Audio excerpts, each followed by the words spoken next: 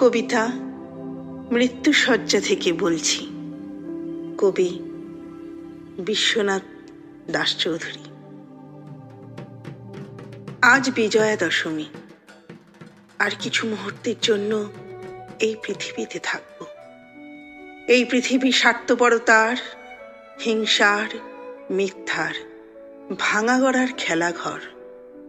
দেশ তৈরি হয় শোষকের জন্য, আবার ভেঙেও যায় শোষিতের গর্জনে।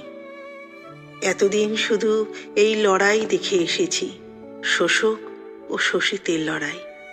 কত প্রতিবাদীকে দেখেছি রাষ্ট্রীয় গিলেটিনের শিকার হতে। দার্শনিকদের রাষ্ট্রকেন্দ্রিক যাবতীয় তত্ত্ব আজ ধর্ষিত। আমি আর ফিরে আসতে চাই না এই মানুষদের মধ্যে।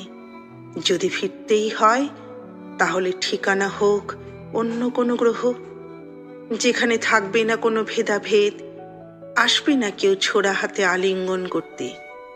মৃত্যুকালীন কোনো আফসোস নয়, বরং থাকবে ভালোবাসা। আবছা লাগছে চারিদিক। চললাম আমি, চললাম।